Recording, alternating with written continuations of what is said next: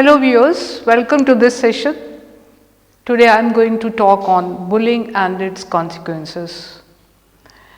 Before I proceed further, let me tell you that the content of this topic has been prepared by Professor Pramila Batra. I am presenting this content before you.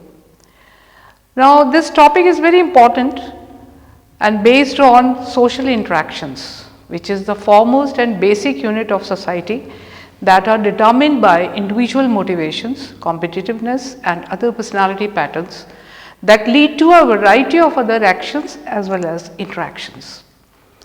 These interactions may be extremely fruitful or may be causing conflicts, disagreements, jealousies, etc.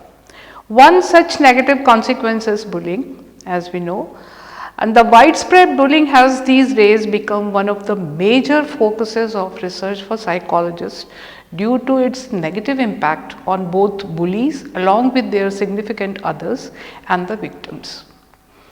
Thus, it leads to many serious negative consequences for the whole society.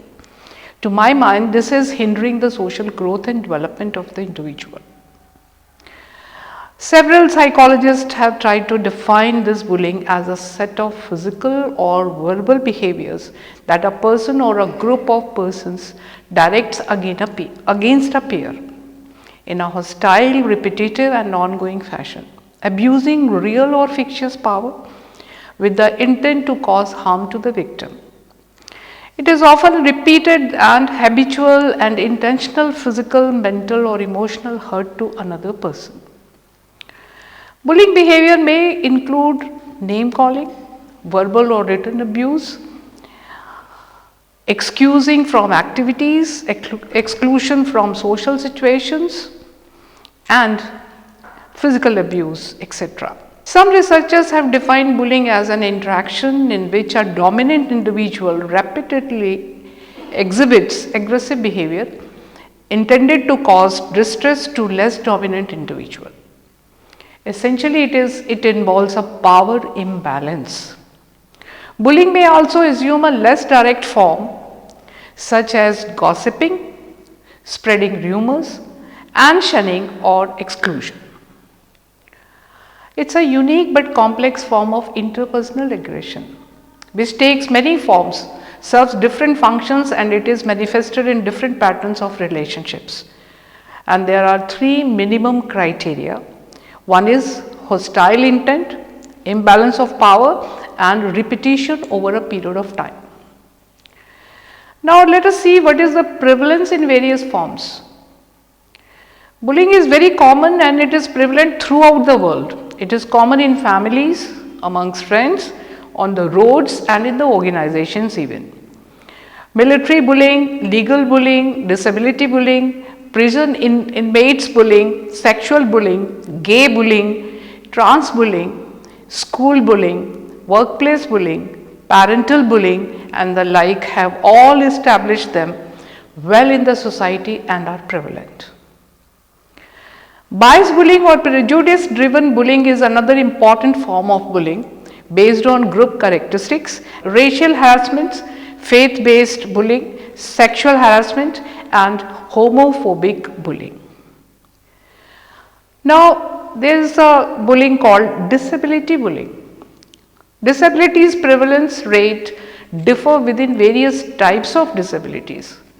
It has been found that 35.3% of students with behavioral and emotional disorders and 33.9% of students with autism, 24.3% of students with intellectual disabilities and 20.8% of students with health impairments and 19% of students with specific learning disabilities face high levels of bullying victimization.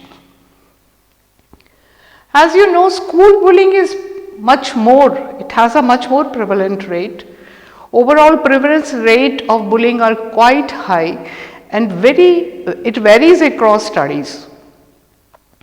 A meta-analysis of 80 studies analyzing bullying involved rates for both bullying others and being bullied for 12 to 18 years old students reported a mean prevalence rate of 35% for traditional bullying involvement and 15% of cyberbullying involvement. More than 1 out of every 5 students report being bullied. 33% of students who reported being bullied at school indicate that they were bullied at least once or twice a month during the school year.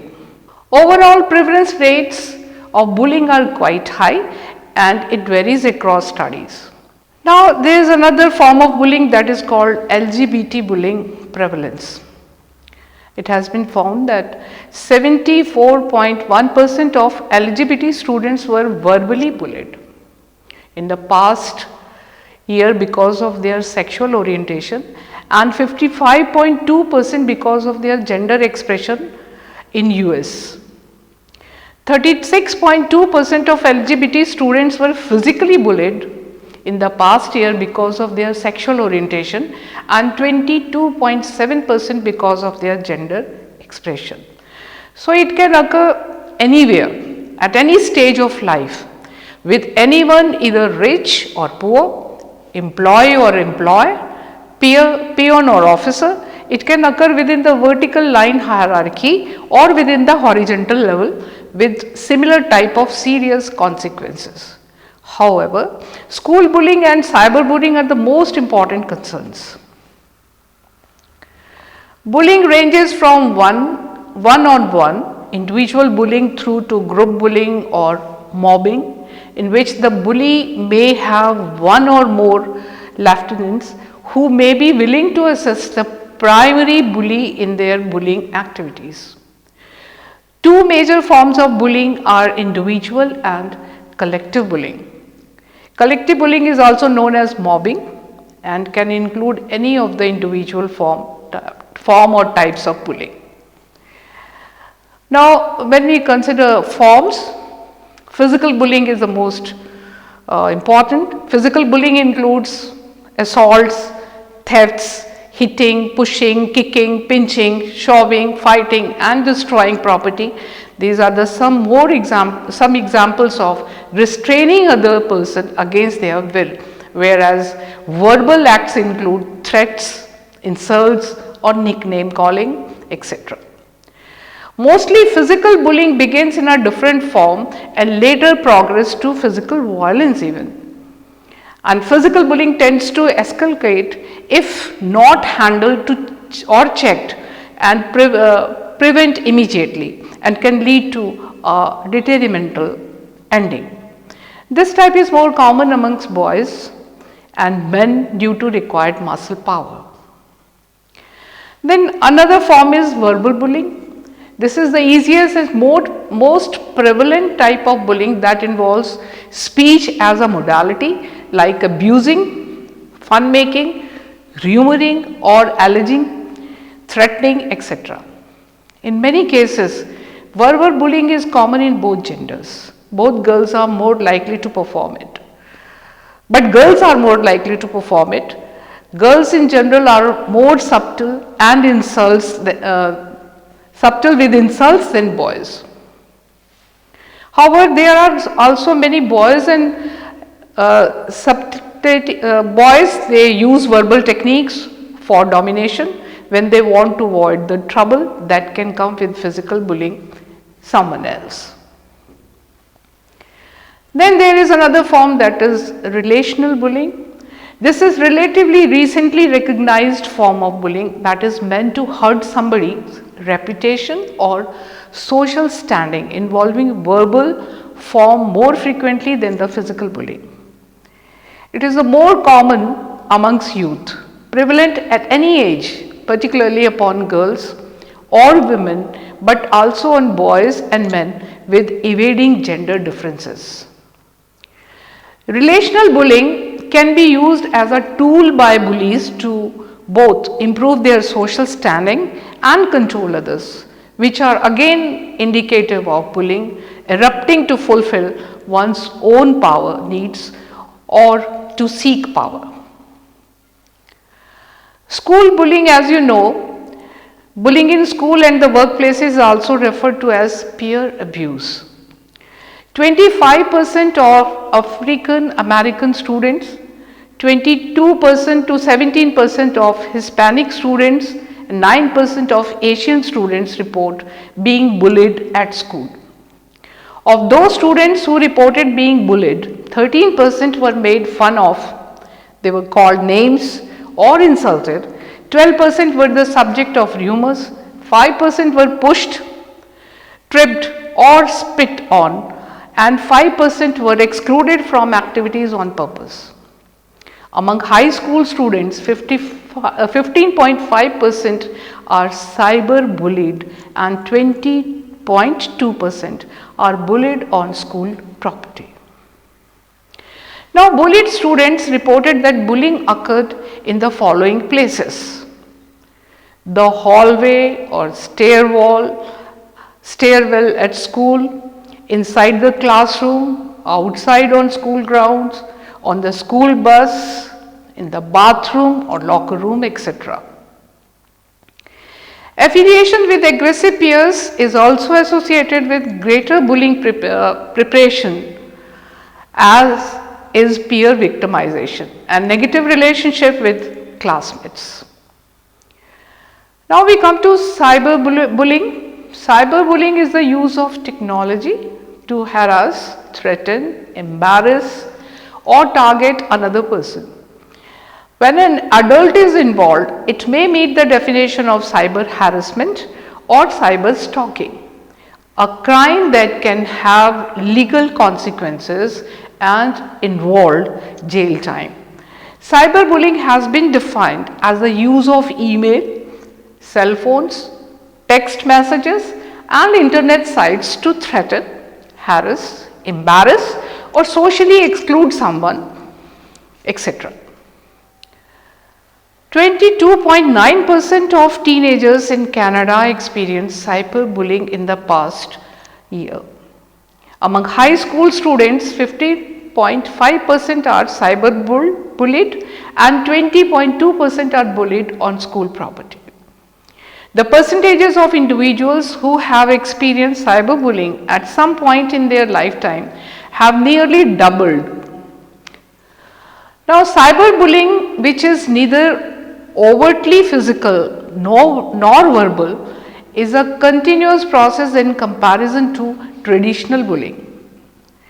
In a Canadian study, close to half of the cyber victims did not even know who cyber bullied them. In addition, perpetrators may feel reduced responsibility and accountability when online compared with face-to-face situation is there. Engagement in traditional bullying is a very strong predictor of both cyberbullying and cyber victimization. 85% of electronic victims were also classified as traditional victims, and 94% of electronic bullies were also traditional bullies. This shows that traditional and cyberbullying are important issues that must be conquered simultaneously. However, all these does not mean that cyberbullying is common only amongst adolescents.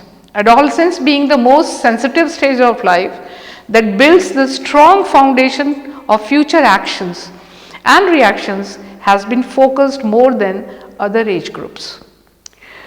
Most of the identified bullies and victims at this stage remain to be the bullies and victims respectively throughout their life. Therefore, it is necessary to handle and prevent bullying. Now, who are the bullies and victims? Researchers have increasingly proposed that bullying invariably implies an imbalance of power in which the victim is less powerful than the aggressor. Bullying does not occur when there is a conflict between people or equal or similar power. Bullying or victim have poor adjustment and bonding with schools, teachers and even with classmates. They have found that greater level of aggression and increased levels of depressive symptoms and loneliness, these have shown, and they also tend to feel more saddened and poorly adjusted than other students. So that means the students who are indulging more in this kind of behavior have some these type of symptoms in them. They experience less parental support and involvement in their daily life and increased difficulties with their parents. They are having not good relations with their parents, and who are identified as bully victim or victims may seemingly be more at risk for future maladjustments, especially considering their increased likelihood to be friends with others who engage in deviant behavior. In other words, bullying itself is a negative consequence of life events. Now, a bullying culture can develop in any context in which humans interact with each other. This may include school, family, the workplace, the home, neighborhood, and social media sites. Accordingly, researchers have argued that for the utility of a social ecological framework in understanding school bullying, it's very important. Then peer witness to bullying are also at risk for negative outcomes. Across contexts, for instance, a student may be victimized by classmates at school, but bullying is of her siblings at home. Most students showed low levels of bullying and victimization over time. Low uninvolved students and 11%, both studies have shown, trajectories that would identify them as bullies. Now, bystanders, however, often respond in ways that encourage rather than discourage bullying. For example, researchers have observed that peer bystanders actively joined in with bullying 21% of the time, only intervened on behalf of victims in 25% of incidents, and were most often observed to passively watch. About 54% do this, a response that may well be interpreted as condoning such behavior. Only 17% of students, mostly girls, are identified by peers as defenders who intervened on behalf of victims. Given these findings, many focus on bystanders as a critical resource in anti-bullying efforts. Those who defend victims have greater empathy and greater social self-efficacy. This has been reported in a number of studies, and usually they have higher social status. They are better liked people. The pervasiveness of bullying tends to be higher among middle school aged students and compared with high school students. The rates of being a victim decline with age. Adolescence and puberty may explain the peaking of prevalence rates of bullying in all forms during the middle school years. Now, what are the consequences of bullying? Being bullied by peers has been linked with poor physical health and poor school adjustment, including being unhappy, feeling unsafe, being truant, performing poorly at school, in some cases even dropping out of school,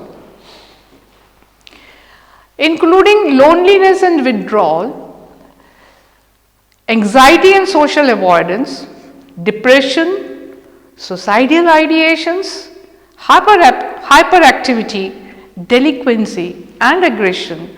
Victims are also less well liked and less accepted and more rejected by peers. These can be the causes of indulging in bullying. Researchers have long demonstrated that being involved as both a perpetrator and victim seems to compound the impact of bullying, with bullying victims experiencing worse outcomes than either bullies or victims, being at greater risk for anxiety, depression, low self-esteem, self-harm, suicidal ideations and suicidality, physical injury, substance use, substance abuse, negative attitudes towards school, absenteeism, poor perceptions of school safety, aggression and delinquency.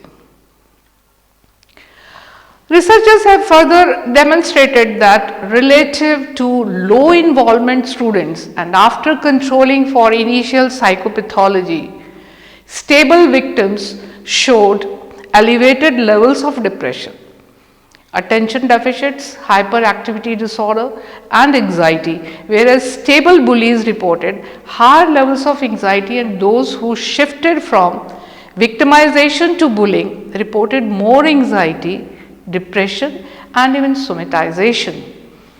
Such findings underscore the importance of considering a child's history of involvement in bullying over time and to move beyond the dyadic bias and view bullying as a dynamic experience influenced by the social ecology.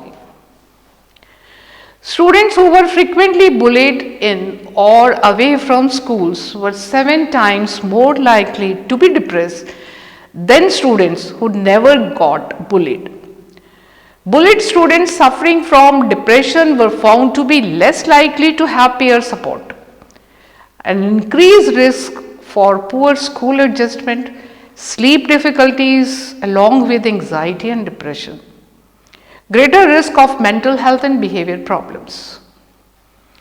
Negative health effects like, they may have negative effects like headache and stomach pain, stomach aches.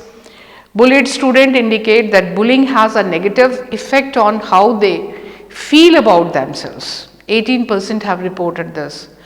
Their relationship with friends and family and on their school work and physical health, they have reported, 14% have reported this, and then youth who self-blame and conclude they deserve to be bullied and more likely to face negative outcomes such as depression, prolonged victimization and maladjustment. Bias-based bullying is more strongly associated with compromised health than general bullying. This has been reported in a study in terms of negative emotional and physical health effects. Meta-analysis found that students facing peer victimization are 2.2 times more likely to have suicidal ideations and 2.6 times more likely to attempt suicide than students not facing victimization. It has also been found that students who are both bullied and engaged in bullying behavior are the highest risk group for adverse outcomes. Now, at this point, it is important to understand why or what causes actually bullying. What are the causes of bullying? Research from the researchers done in this particular area, it is clear that bullying is a social behavior meant to seek basically power. So, it is also socially determined behavior, and families can and do play a role in both producing bullies as well as in training the victims to handle the bullying in schools or elsewhere. So, they have an important role to play. So, the parents must know the influences they have on developing their children as bullies, victims and bullying and victims both. Social ecological theory says or conceptualizes that human development as a bidirectional interaction between individuals and the multiple systems in which they operate: home, neighborhood, school, community and society. Thus, bullying behavior is not just the result of individual characteristics, but it is influenced by multiple relationships with others with societal influences. Bullying preparations has been associated with Keller's unemotional trait psychopathic endorsement of masculine traits, conduct problems, antisocial personality traits, susceptibility to peer pressure, anxiety, depression, higher social intelligence and even social status. Family has a great influence. A number of family characteristics have been linked to bullying perpetrations, including family members' involvement in gangs, poor parental supervision, negative family environment, parental conflicts, domestic violence, low parental communications, lack of parent emotional support, even authoritarian parenting style is also very important, and inappropriate discipline and parental abuse. These are the important reasons or causes. Although such findings are consistent with arguments that aggressive modeling and poor parental supervision contribute to bullying, causal direction has not been clearly established, and the impact of families after controlling for hereditary influences remains unclear, as genetic factors have been shown to account for 61% of the variations in bullying behavior.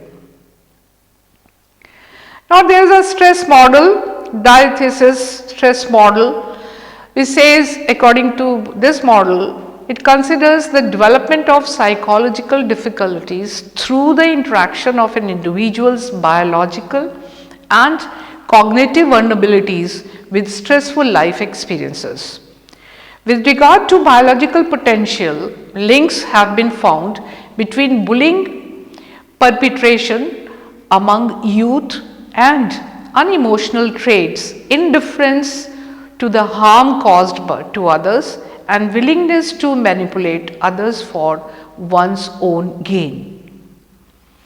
Having studied 1,416 adolescents in Greece, Cyprus from grade 7 through 9 to 3 traits identified as core characteristics of psychopathy in youth included narcissism and impulsivity, in addition to Callous' unemotional trait. Impulsivity and narcissism predicted high levels of bullying in every adolescent, regardless of levels of callousness or conduct problems. Cognitive vulnerability is also important. Moral disengagement that allows individuals to justify and rationalize cruel behavior in ways that make it seems less harmful. Involvement in bullying is conceptualized as stressful life event influenced by multiple social stressors. Cognitive diathesis is conceptualized as a distorted lens through which individuals interpret life events. In one study that supports the utility of a social ecological diathesis stress model of peer victimization, researchers explored why some victimized youth are more vulnerable for suicidal ideations than others. More social ideations was observed among those victims who felt socially more hopeless and who reported less family support. So, parents must know that belief about the self, world and the future are rooted in early experiences with stable cognitive structure beginning to solidify around the age of 9. By adolescence, abstract thinking becomes more advanced, allowing youth to develop more stable concepts about themselves, the world and the future. So, accordingly, they can work on preventing the negative self concepts, which is a critical element in predicting involvement in both bullying and victimization. Peer victimization can activate negative self-schemes like I am a loser, everyone hates me, it may lead to perceptions of the self as an unlovable and or worthless person, to experiencing the world as hostile and to the development of a negative outlook on the future, enhancing one's risk for depression. So, alternatively, bullying perpetration might result from activation of a threat schema that develop due to various cognitive distortions, like everyone is going to bully me. These assumptions and the generated fears not only promotes the negative other beliefs, but also promote the safety related cognitions like I would better ruin her reputation before she ruins mine, thus leading to acts of bullying. Individuals who bully others might also operate from hostile schemas, but about self or others. For example, I deserve what I can take from others, or losers deserve what they get, leading to negative beliefs about others and a sense of entitlement, supporting the tendency to morally disengage regarding bullying. Parents must be aware, they should be made aware of the moral development stages of the child. School climate also plays a very important role, and specifically inappropriate teacher responses, poor teacher-student relationships, lack of teacher support and lack of engagement in school activities lead to higher levels of bullying and victimization. Students are also less likely to report bullying if they see their school climate as negative. Now, how to help bullies and victims? The Youth Voice Research Project found that victimized students reported that following bystander strategies that made things better. They are spent time with them, 54% they reported this. Then talk to me, 51% reported. Help me get away, 49% reported.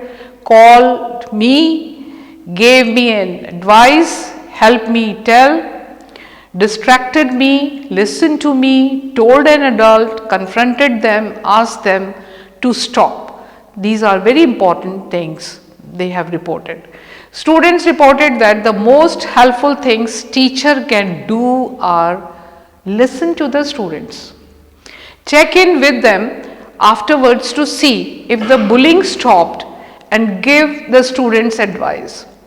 Students reported that the most harmful things teacher can do are tell the student to solve the problems themselves.